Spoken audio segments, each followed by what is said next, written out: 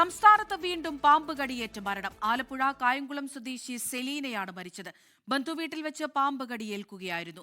അശ്വിൻ പാലാഴി വിവരങ്ങൾ നൽകാനായി ചേരുന്നുണ്ട്. അശ്വിൻ, വീണ്ടും പാമ്പ് കടിയേറ്റൊരു മരണം കൂടി റിപ്പോർട്ട് ചെയ്യുന്നു. ഇത് എപ്പോൾ, എങ്ങനെയായിരുന്നു സംഭവം? ആരാണ് മരിച്ചത്?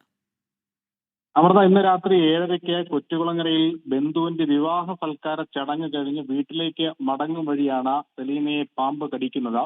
സെലീന വിവാഹ സൽക്കാരത്തിന് സ്കൂട്ടറിലാണ് എത്തിയത്.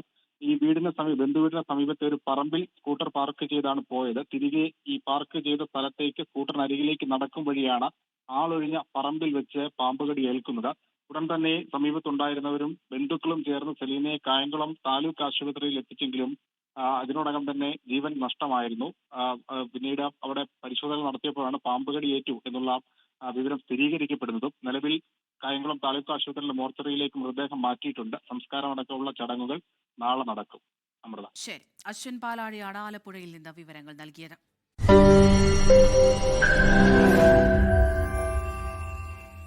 ലോകത്തെവിടെയായാലും ഏത് സമയത്തും 24 വാർത്തകളും ഓഗ്മെന്റഡ് റിയാലിറ്റി പാക്കേജുകളും എക്സ്പ്ലെയിനറുകളും വിശദമായി കാണാൻ ഞങ്ങളുടെ യൂട്യൂബ് ചാനൽ നിങ്ങൾക്ക് സബ്സ്ക്രൈബ് ചെയ്യാം.